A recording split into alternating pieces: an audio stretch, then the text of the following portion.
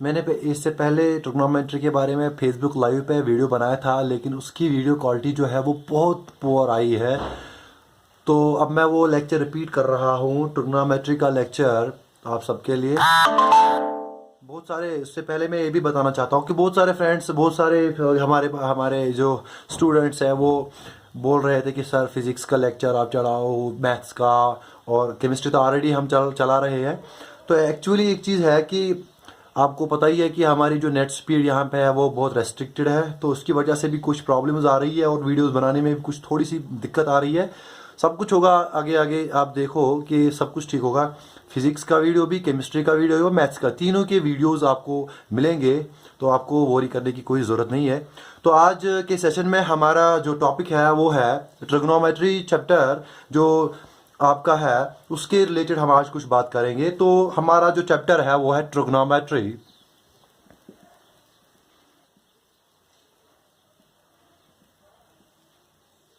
ये ट्रिग्नोमेट्री क्या होती है और ट्रिग्नोमेट्री के बारे में हमें क्या पढ़ना है, वो है मेन चीज। देखो, सबसे पहले ये पता होना चाहिए कि ट्रिग्नोमेट्री है क्या, और ट्रिग्नोमेट्री कहाँ से आई, और ट्रिग्नोमेट्री किस चीज पे हम अप्लाई करते हैं। तो उसके लिए मैं कुछ आपको एग्जांपल्स दूंगा। सबसे पहले मैं आपको ये बताऊंगा कि ट्रिग्नोमेट्री जो है ये 3 ग्रीक वर्ड से बनी है, composed of 3 Greek words. Try का मतलब है 3, गोनोस मतलब है साइड्स, और मेट्रॉन से आया मेट्री, तो मेट्रॉन का मतलब मेजरमेंट या मेजर। तो यहां पे जो ट्रिग्नोमेट्री है, तो इसका मतलब अगर हम इसका स्टेटमेंट बनाए तो इसका मतलब हुआ मेजरमेंट ऑफ 3 साइड्स। तो इसका मतलब हुआ मेजरमेंट ऑफ 3 साइड्स। ये ऑब्वियस बात है कि पॉलीगन जो होते हैं, पॉलीगन में मिनिमम नंबर ऑफ साइड जो सबसे छोटा हम बोलते हैं कि जिसमें सबसे कम नंबर ऑफ साइड्स होंगे वो ट्रायंगल पॉसिबल है। तो अगर मैं बोलूंगा मेजरमेंट ऑफ 3 साइड्स तो डेफिनेटली वो ट्रायंगल ही होगा। क्यों? क्योंकि अगर मैं क्वाड्रिलेटरल लूंगा या पेंटागन, हेक्सागन लूंगा, उसमें तो 6 साइड्स होते हैं, उसमें तो मुझे 6 साइड्स पता करने होते हैं। तो उसमें मैं सिर्फ 3 साइड्स की बात क्यों करूंगा, उस पे तो मुझे 6 साइड्स की बात करनी है। तो ऑब्वियसली बात है यहां पे कि मेजरमेंट ऑफ 3 साइड्स का मतलब ये ट्रायंगल से डील करता है, ये ट्रायंगल से डील करता है, मेजरमेंट ऑफ 3 साइड्स। तो इसका मतलब ये ट्रायंगल से डील करता है। अब किस तरीके का मेजरमेंट, जो मेजरमेंट हमारे पास होता है, मेजरमेंट होता है हमारे पास 2 तरीके से हम मेजर कर सकते हैं। एक होता है डायरेक्ट मेजरमेंट,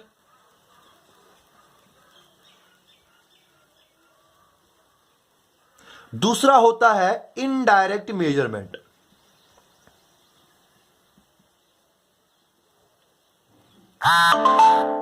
एक डायरेक्ट मेजरमेंट, दूसरा इनडायरेक्ट मेजरमेंट। जब हम डायरेक्ट मेजरमेंट की बात करेंगे, डायरेक्ट मेजरमेंट में क्या आता है? डायरेक्ट मेजरमेंट में आता है कि हम डायरेक्टली इक्विपमेंट को यूज करते हैं, यूजिंग डायरेक्टली एन इक्विपमेंट। मतलब मैं समझाऊंगा। सपोज करो मेरे पास ये ए पॉइंट है और ये बी पॉइंट है, मुझे ए पॉइंट से बी पॉइंट तक डिस्टेंस मेजर करनी है, तो मैं स्केल लाऊंगा, मैं उससे मेजर करूंगा। स्केल एक मेजरिंग डिवाइस है। तो इसका मतलब मैंने डायरेक्टली स्केल यूज किया for the measurement of the distance from A to B. So I have used a device directly, I have used an equipment directly. So this type of measurement is direct measurement. यानी इसमें हम जो हमको major करना होता है उसको हम दूसरी स्टैंडर्ड के साथ कंपेयर करते हैं, तब जाके मेजर करते हैं, उसको बोलते हैं डायरेक्ट मेजरमेंट। थोड़ी लंबी डिस्टेंस होगी, पता होगा आपको कि घर में जो मापते हैं कुछ चीज तो मेजरिंग टेप लाते हैं, तो मेजरिंग टेप से हम मेजर करते हैं। दुकान से कुछ लाते हो तो वो उसके पास होता है केजी होता है, तो उससे मेजर, वो डायरेक्ट मेजरमेंट है जिसमें हम डायरेक्ट इक्विपमेंट यूज करते हैं मेजर करने के लिए, या वो करता है बैलेंस यूज, तो डायरेक्ट मेजरमेंट। दूसरा है एक अहम चीज, वो है इनडायरेक्ट मेजरमेंट। क्या मतलब है इसका? इसका मतलब यह है कि आपको इक्विपमेंट डायरेक्टली उस चीज पे यूज नहीं करना है जो आपको मेजर करना है। एग्जाम्पल दे रहा हूं, सपोज करो आपको मैंने दिया एक ट्री, ये है ट्री, ये है ट्री।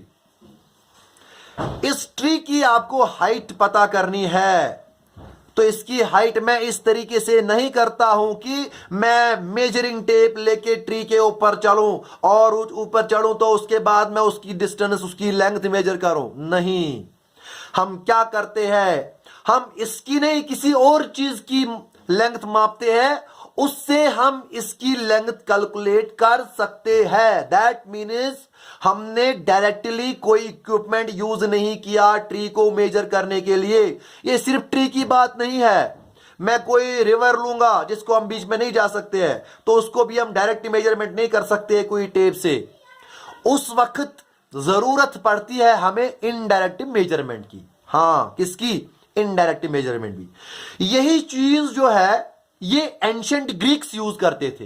हाँ, यही तो एंशिएंट ग्रीक्स यूज करते थे। एंशिएंट जो ग्रीक्स है वो यही यूज करते थे। हाइट ऑफ ट्री पता करनी हो, विड्थ ऑफ रिवर पता करनी हो, या और कोई चीज पता करनी हो, वो ज्यादातर वो उन केसेस में इनडायरेक्ट मेजरमेंट्स का इस्तेमाल करते थे। इनडायरेक्ट मेजरमेंट का इस्तेमाल कैसे करते थे? कुछ प्रिंसिपल्स थे, कुछ टेक्निक्स थे, जो टेक्निक्स वो यूज करते थे उनको मेजर करने के लिए। जैसे मैंने आपको यहां पे हाइट ऑफ ट्री के बारे में बोला, डायरेक्ट मेजरमेंट नहीं तो इनडायरेक्ट मेजरमेंट। इसीलिए विड्थ ऑफ द रिवर ये भी क्या इनडायरेक्ट मेजरमेंट आता है, तो ये इस तरह से हम मेजर कर सकते हैं। उसी तरह की एक टेक्निक थी उनके पास ये सब मालूम करने के लिए, जिसको हम बोलते हैं ट्रिग्नोमेट्री। हाँ, अब आए आप ट्रिग्नोमेट्री पे। तो ट्रिग्नोमेट्री क्या है असल में? ये एक असल में टेक्निक है। ये एक टेक्निक है जो इस्तेमाल होती है, जो यूज होती है किस में? इनडायरेक्ट मेजरमेंट करने के लिए किसी चीज का, जैसे लेंथ ऑफ द ट्री हो, विड्थ ऑफ द रिवर हो, उनका इनडायरेक्ट मेजरमेंट करने के लिए वो टेक्निक यूज करते थे। उस टेक्निक का नाम था ट्रिग्नोमेट्री। क्या था? सो ट्रिग्नोमेट्री एक टेक्निक है, एक इनडायरेक्ट मेजरमेंट टेक्निक है। हाँ, it's a measurement technique but not direct measurement, indirect measurement technique. तो यहां पे मैं लिखूंगा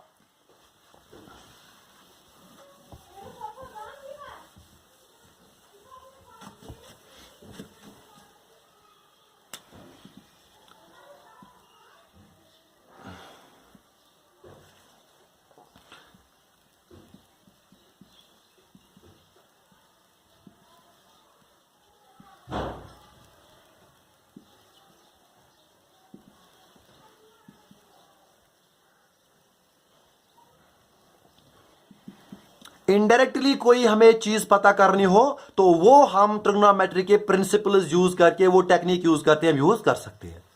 अब ये टेक्निक किस तरीके से हम यूज करते हैं और जो एंशिएंट ग्रीक से वो किस तरीके से यूज करते थे, वो आप जब भी देखते लेंथ ऑफ ट्री की बात की, किसी और की चीज की मैं बात की, तो उसके मैं सिंपल से एग्जांपल दूंगा वो किस तरीके से वो करते थे। वो क्या करते थे, सपोज करो ये एक ट्री है, तो उन्होंने क्या किया, वो चलो सपोज करो वो यहां तक गए, यहां तक वो गए, और उन्होंने यहां पे एक और यहां पे एक स्टिक लगा दी। मैं समझा रहा हूं किस तरीके से माप सकते हैं इनडायरेक्ट मेजरमेंट, वो एग्जांपल दे रहा हूं। तो ये एक स्टिक ली मैंने, अब ये स्टिक ली, अब एक और स्टिक लूंगा, वो इस तरीके से मैं रखूंगा, इस तरीके से। हाँ, अब मैं इसके ऊपर से देखूंगा, अगर मैं इसके ऊपर, अगर मेरी नजर यहां तक बराबर टॉप तक पड़ी तो मैं इसको इसी तरह रखूंगा। लेकिन अगर इसको मैंने इस तरह रखा तो मैं इसके टॉप से देखता हूं तो ये इधर गया, तो इसका मतलब ये एडजस्टमेंट ठीक नहीं है। अगर मैंने इसको इस तरीके से रखा, मैंने इसके ऊपर नजर डाली, वो यहां तक गया, इसका एडजस्टमेंट ठीक नहीं है। तो इसको मुझे इस तरीके से एडजस्ट करना है ताकि जब मैं इसके ऊपर से देखूंगा तो मैं डायरेक्ट इसकी टिप मुझे दिखाई दे। डायरेक्ट मुझे इसकी टिप दिखाई दी। तो वो क्या करते थे फिर, ये मैं बता रहा हूं, वो क्या करते थे फिर, वो फिर इस एंगल को मापते थे। वेरी गुड, इस एंगल को मापते थे, इस एंगल को मापते थे और इस डिस्टेंस को मेजर करते थे। यानी एक साइड को, ये एक बन गया एक ट्रायंगल, क्या बन गया, एक ट्रायंगल। Very good. तो इस साइड को मापते थे, इस एंगल को भी मापते थे, फिर इन दो को मापने के बाद उनकी रिलेशन यूज करके वो ये साइड पता करते थे। ये साइड जब निकला, ये तो ये इसके बराबर है, तो इन दो को ऐड करके वो इसकी हाइट ऑफ द ट्री निकाल सकते थे। वेरी सिंपल था उनके लिए टेक्निक। तो इसमें कोई डायरेक्ट मेजरमेंट इस्तेमाल नहीं हुआ। इसमें मेजरिंग टेप, मैंने कोई स्केल, मैंने कोई इक्विपमेंट यूज नहीं किया। मैंने क्या किया, मैंने दूसरे साइड को मेजर किया और एंगल को मेजर किया, फिर उनकी रिलेशन में से मैंने इसकी लेंथ निकाली। तो इसका मतलब मैंने लेंथ निकाली not by direct measurement, by indirect measurement. इसी के यूज में वो ट्रिग्नोमेट्री का यूज करते थे। तो एक साइड निकालना था और एक एंगल पता होना चाहिए था। उन दो साइड, उन दो पैरामीटर्स के बुनियाद पर हम इस तीसरे की लेंथ पता कर सकते थे। तो वही रिलेशनशिप साइड्स, तो ये हो गया साइड दो, ये हो गया एंगल। तो वही रिलेशनशिप साइड्स और एंगल्स के दरमियान, साइड्स और एंगल्स के दरमियान जो रिलेशनशिप हम पढ़ते हैं, उसी प्रिंसिपल, उसी टेक्निक को बोलते हैं क्या, ट्रिग्नोमेट्री। तो मैं यहां पे लिखूंगा the relationship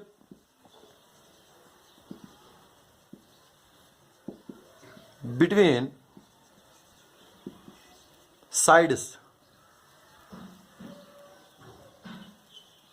and angles, the technique in which we study. आप सिंपल से, अब मैं बता रहा हूं या छोटे छोटे लफ्जों में लिख रहा हूं, आप ये इस तरह लिख सकते हो, the technique in which study about the relationship between sides and angles. मैं सिंपल लिख रहा हूं, the relationship between sides and angles. मैंने सिंपल लैंग्वेज में लिखा, relationship between sides and angles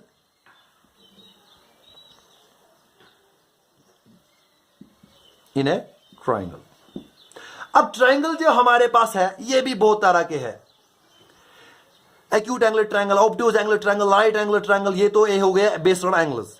उसके अलावा भी आपको पता है कि स्केलिन, इक्विलेटरल, आइसोसेलेस ट्रायंगल वगैरह वगैरह, वो सारे ट्रायंगल्स हमें अभी डिस्कस नहीं करने हैं। लेकिन यहां पे मैं बात करना चाहता हूं कि हम ट्रिग्नोमेट्री में यूजुअली कौन से ट्रायंगल के बारे में बात करते हैं, वो बहुत अहम है, वो मैं आपको यहां पे बताऊंगा।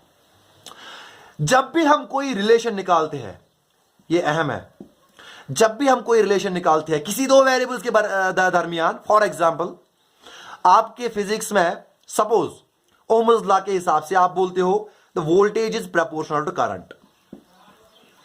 जब ये रिलेशन आप निकालते हो, सिर्फ यही बात नहीं है, मैं केमिस्ट्री की बात करूंगा। Suppose voltage is proportional to current, ये रिलेशन कब वैलिड है, ये वैलिड इसके लिए पर्टिकुलर कंडीशन है, keeping physical conditions like temperature, pressure same. Very good. तो कोई पैरामीटर हमको कांस्टेंट कोई पैरामीटर हमको फिक्स रखना है, तब जाके हम ये रिलेशन एस्टैब्लिश कर सकते हैं। Very good.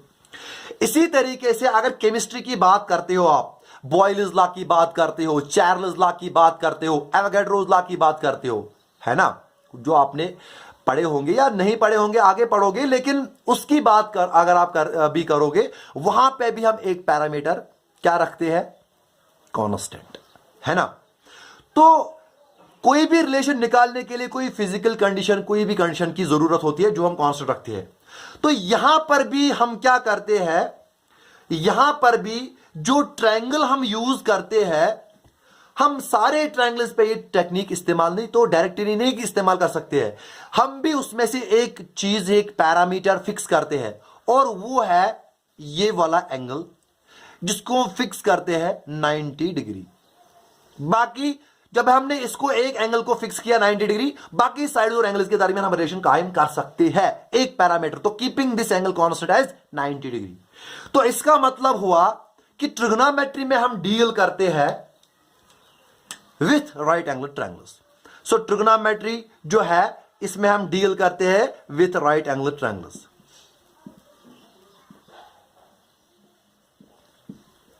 तो ट्रिग्नोमेट्री हम यूजुअली कौन से ट्रायंगल इस्तेमाल करते हैं, राइट एंगल ट्रायंगल्स। वो मैंने आपको बताया क्यों राइट एंगल ट्रायंगल्स हम यूज करते हैं, इस वजह से हम राइट एंगल ट्रायंगल्स यूज करते हैं। अब जो राइट एंगल ट्रायंगल होता है इसमें एक एंगल 90 है डेफिनेटली, बाकी जो दो होंगे उनका सम 90 होगा क्योंकि टोटल सम होता है 180, तो डेफिनेटली ऑब्वियसली ये दो जो होंगे वो एक्यूट एंगल्स होंगे। So other two will be acute angles. अगर ये ए है, ये बी है, ये सी है, तो ए सी डेफिनेटली 100% एक्यूट एंगल्स होंगे, और ये हमने फिक्स कर दिया 90 डिग्री, तो क्योंकि ये डील करता है विद राइट एंगल ट्रायंगल्स। अब जो हमारे पास राइट एंगल ट्रायंगल होता है, हम फिर रिलेशन करेंगे, लेकिन अब जो हमारे पास राइट एंगल ट्रायंगल होता है इसमें अहम क्या होता है? जो राइट एंगल ट्रायंगल होता है इसमें आपको सबसे अहम चीज, राइट एंगल ट्रायंगल मैं यहां पे लूंगा, इसमें होते हैं 3 साइड्स, इसमें होते 3 साइड्स। एक साइड को बोलते हैं परपेंडिकुलर, एक साइड को बोलते हैं बेस, एक साइड को बोलते हैं हाइपोटेन्यूज। अब वो जानने की कोशिश करेंगे किसको क्या बोलते हैं, क्योंकि ये वैरी होता है, it does not remain same. देखो, साइड जो 90 डिग्री के अपोजिट होगा, साइड जो 90 डिग्री के अपोजिट होगा वो होगा आपका हाइपोटेन्यूज। सिंपल लैंग्वेज में हाइपोटेन्यूज होता है longest side of the right angle triangle. अब आपको कैसे पता है कि लॉन्गेस्ट साइड एसी ही है? वेरी गुड, उसके लिए आपने थ्योरम पढ़ी होगी 9th में, नहीं पढ़ी है तो उसका मैं बताता हूं स्टेटमेंट सिंपल, कि ट्रायंगल आप कोई भी ले लो, ग्रेटर एंगल जो होगा उसके अपोजिट में लॉन्गर साइड ही हमेशा होगा, यानी बड़ा एंगल उसके अपोजिट में बड़ा साइड, छोटा एंगल उसके अपोजिट में छोटा साइड। तो सबसे बड़ा एंगल यहां पे 90 डिग्री है, सबसे इसके अपोजिट में होगा बड़ा लॉन्गर साइड, तो इसका मतलब हाइपोटेन्यूज लॉन्गर साइड, तो दिस इज हाइपोटेन्यूज, ये हो गया। अब उसके बाद अगर मैं आपको अभी आपसे पूछूं बोलो बेस कौन सी है, तो परपेंडिकुलर कौन सी, आप डायरेक्ट बोलोगे ये बेस ये परपेंडिकुलर है ना। तब तक हम बेस और परपेंडिकुलर को डिसाइड नहीं कर सकते हैं राइट एंगल ट्रायंगल में, जब तक कि आप इन दो जो एक्यूट एंगल्स है इनमें से आप एक एंगल चूज ना करोगे। सपोज करो मैंने यहां पे ये एंगल चूज किया, जो एंगल मैंने यहां पे चूज किया इसको हम बोलते हैं एंगल ऑफ कंसिडरेशन।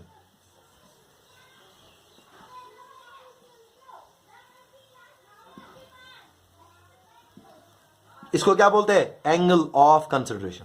हां, तो जो ये एंगल ऑफ कंसिडरेशन है ये मैंने चूज किया। अब इसके बुनियाद पर हम बेस और परपेंडिकुलर को पहचान सकते हैं, आइडेंटिफाई कर सकते हैं। वो साइड जो होगा एंगल ऑफ कंसिडरेशन के अपोजिट, एंगल ऑफ कंसिडरेशन के अपोजिट वो होगा आपका परपेंडिकुलर। मतलब this is the chosen angle, this is the angle of consideration, इसके अपोजिट वाला जो साइड है वो है ये, तो ये है परपेंडिकुलर। बचा कौन सा? एक, तो ये ऑटोमेटिकली है बेस, तो रिमेनिंग साइड जो है वो है बेस। तो यहां पे मैं फिर से बताऊंगा, राइट एंगल ट्रायंगल्स में 3 साइड्स होते हैं, हाइपोटेन्यूज लॉन्गेस्ट साइड होता है, वो 90 डिग्री के अपोजिट में आता है। फिर जो आपने एंगल चूज किया दो एक्यूट एंगल्स में से, तो एंगल ऑफ कंसिडरेशन उसको बोलते हैं, उसके अपोजिट में जो साइड आप लेते हो उसको क्या बोलते हैं? परपेंडिकुलर। फिर जो बचा साइड उसको हम बोलते हैं बेस। ये वेरी कर सकते हैं, जैसे कि मैं फिर से आपको यहां पे समझाऊंगा, यहां पे एक और एग्जांपल दूंगा। हाइपोटेन्यूज के भी वेरी नहीं हो सकता है, ये लूंगा मैं यहां पे ए, यहां लूंगा बी, यहां लूंगा सी, ये 90 फिर से फिक्स है। अब मैंने ये वाला एंगल चूज किया, अब ये हाइपोटेन्यूज, अब ये वाला परपेंडिकुलर। पिछले केस में क्या था? ये बेस, इसमें क्या है? परपेंडिकुलर, यहां पे ये बेस। तो ये चीज आपको ख्याल रखना है, तब जाके आपको अच्छे से क्वेश्चंस आएंगे। तो ये राइट एंगल ट्रायंगल्स में आपको अच्छे से याद रखना है कि बेस, परपेंडिकुलर, हाइपोटेन्यूज, सबसे पहले यही पहचानना है कौन सी बेस है, कौन सी। तो एंगल जो आपने लिया उसके बुनियाद पर आप परपेंडिकुलर और बेस को आइडेंटिफाई कर सकते हो। तो हाइपोटेन्यूज ऑलरेडी होता है 90 के अपोजिट।